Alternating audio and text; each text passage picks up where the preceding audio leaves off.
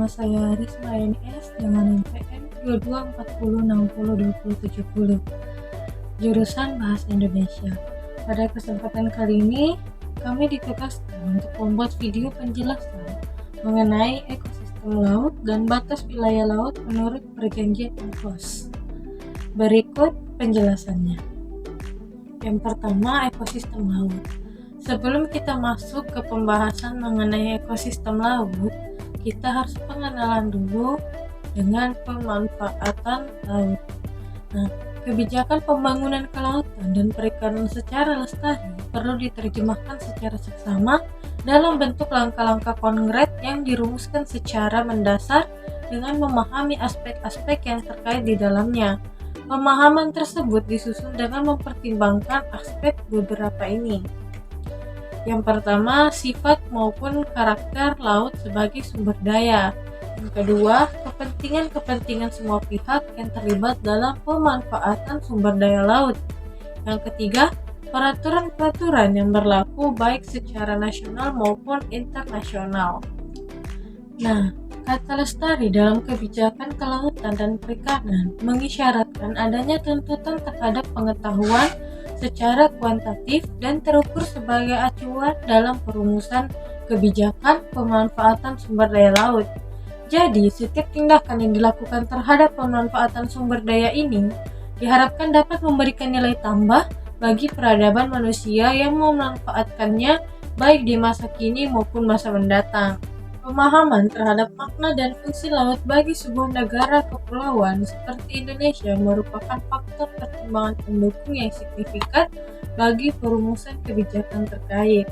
Nah, kira-kira apa aja sih makna dan fungsi laut itu? Nah, yang pertama, laut sebagai wilayah kedaulatan bangsa. Yang kedua, laut sebagai ekosistem dan sumber daya. Yang ketiga, laut sebagai media kontak sosial dan budaya. Lalu yang keempat, laut sebagai sumber daya dan media penyebar bencana alam.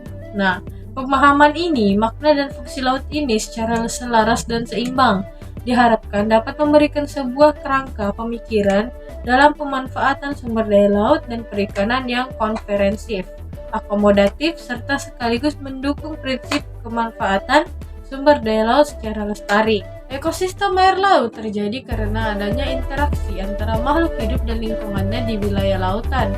Ekosistem ini harus dijaga kelestariannya karena memberikan banyak manfaat bagi kehidupan, seperti sebagai tempat penelitian, sebagai sumber bahan makanan, sebagai sumber air minum, sebagai objek wisata, sebagai pengendali banjir, serta sebagai tempat budidaya rumput laut, kerang, mutiara, ikan, dan lain-lain. Nah, ekosistem ini memang banyak jenisnya yang dapat dilihat dari letak dan jumlah cahaya matahari yang diterima. Nah, ini dia nih jenis-jenis ekosistem air laut yang dapat menjadi kekayaan. Yang pertama, ada ekosistem estuar. Ekosistem ini berada di wilayah percampuran antara sungai dan air laut. Cahaya matahari pun masih dapat masuk ke dalamnya. Di dalam ekosistem estuari terdapat ekosistem hutan mangrove dan ekosistem padang lamun. Yang kedua, ada ekosistem laut dalam. Nah, ekosistem ini berada di palung laut atau bagian laut yang paling dalam. Cahaya matahari pun sudah dapat masuk ke dalamnya. Organisme-organisme yang hidup di dalam ekosistem laut di dalam ini adalah ikan-ikan yang dapat memancarkan cahaya sendiri, organisme pengurai, dan predator. Lalu yang ketiga, ada ekosistem pantai batu. Nah, ekosistem yang memiliki banyak bongkahan batu, baik kecil maupun besar, ini berada di kedalaman 200 meter dan cahaya matahari dapat masuk ke dalamnya. Di dalam organisme seperti siput, kerang, kepiting, dan ganggang coklat. Lalu yang keempat, ekosistem pantai pasir. Nah, ekosistem ini memiliki hamparan pasir yang luas dan berada di pesisir pantai. Pada siang hari, ekosistem pantai pasir selalu terpapar sinar matahari yang kuat. Selain itu, ekosistem ini selalu terkena deburan ombak. Lalu yang kelima atau yang terakhir ada ekosistem terumbu karang. Nah, ekosistem ini berada di dalam laut dangkal dan jernih sehingga cahaya matahari dapat masuk ke dalamnya. Adapun organisme yang hidup di dalamnya adalah bintang laut, ganggang, hewan-hewan spot, dan berbagai jenis ikan, moluska, dan terumbu karang. Nah, itulah jenis-jenis ekosistem air laut yang harus dijaga kelestariannya. Jika terjadi kerusakan pada ekosistem air laut, kelangsungan hidup organisme di dalamnya akan terganggu. Lalu ke pembahasan berikutnya, yaitu batas wilayah laut menurut perjanjian UNCLOS. Batas wilayah laut Indonesia dengan negara lain telah ditentukan dalam hukum internasional, misalnya Konvensi Hukum Laut Internasional atau United Nations Convention of the Law of the Sea atau UNCLOS 1982.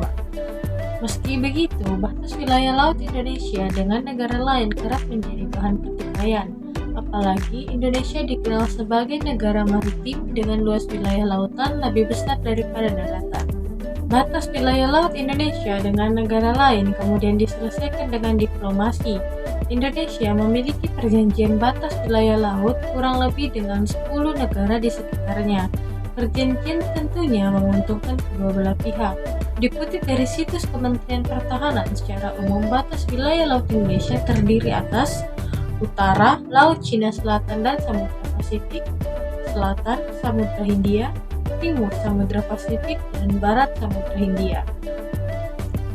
Hukum internasional lantas membagi wilayah laut menjadi beberapa jenis untuk memudahkan pemanfaatannya. Nah, pembagian ini mencegah terjadinya perseteruan atau tindakan lain yang merugikan kedaulatan dua negara. Nah, ada beberapa jenis batas wilayah laut Indonesia dengan negara lain. Yang pertama ada laut wilayah atau laut teritorial. UNCLOS 1982 memutuskan lebar laut teritorial tidak lebih dari 12 mil laut diukur dari garis pangkal sesuai hukum internasional. Lalu yang kedua yaitu perairan kedalaman. Wilayah ini adalah perairan pada sisi darat garis pangkal laut teritorial. Kedaulatan Indonesia di perairan dalam bersifat mutlak tanpa bisa ditawar. Lalu yang ketiga ada perairan kepulauan. Nah, wilayah ini meliputi perairan yang dilingkupi garis pangkal tanpa memperhatikan kedalaman atau jaraknya dari garis pantai. Negara kepulauan, misalnya Indonesia, memiliki kedaulatan di perairan kepulauan. Keempat, zona tambahan. Area ini adalah zona yang berbatasan dengan laut teritorialnya dan tidak lebih dari 24 mil laut dari garis pangkal pengukuran lebar laut teritorial. Yang kelima ada zona ekonomi eksklusif atau Z. Wilayah ini adalah zona maritim yang terletak di luar. Z berbatasan dengan laut wilayah yang lebarnya tidak lebih dari 200 mil laut diukur dari garis-garis pangkal. Di wilayah ini, negara berdaulat bebas melakukan eksplorasi dan konservasi. Lalu yang keenam adalah landas kontinental. Zona ini meliputi dasar laut dan tanah di bawahnya yang terletak di luar laut teritorial sepanjang kelanjutan alamiah wilayah daratnya. Landas kontinen memanjang hingga pinggiran laut tapi kontinental atau margin, atau berjarak sekitar 200 mil dari garis pangkal. Nah, yang ketujuh ada laut lepas atau bebas. Laut bebas adalah perairan yang tidak termasuk Z, laut teritorial, perairan kepulauan, dan perairan kedalaman. Semua negara bisa menikmati kebebasan di wilayah ini kecuali hak berdaulat negara pantai. Yang kedelapan ataupun yang terakhir adalah kawasan dasar laut internasional. International Seabed Area, the area diatur dalam UNCLOS 1982. Dalam aturan tersebut, tidak satu negara pun boleh menuntut atau melaksanakan kedaulatan di wilayah kawasan. Nah, dengan aturan-aturan tersebut, maka Indonesia dan negara sekitar dapat mengatur bebas wilayah laut. Berdasarkan pasal 3 UNCLOS 1982, setiap negara berhak menetapkan lebar laut teritorialnya sampai batas maksimum 12 mil laut, diukur dari garis pangkal yang ditentukan sesuai konvensi. Adapun 3 batas laut yang ada di Indonesia, yaitu laut teritorial, batas landas kontinen, dan zona ekonomi eksklusif atau Z. Nah, sedangkan di laut perairan Indonesia berbatasan dengan 10 negara tetangga yakni India, Singapura, Malaysia, Thailand, Vietnam, Filipina, Palau, Australia, Timur Leste, dan Papua Nugini. Nah, itulah dia beberapa pembahasan mengenai ekosistem laut dan batas wilayah laut menurut perjanjian UNCLOS. Nah, demikianlah video penjelasan dari saya. Kurang dan lebihnya mohon dimaafkan. Saya Rismayani S dengan NPM 2240602070 pamit undur diri. Wassalamualaikum warahmatullahi wabarakatuh.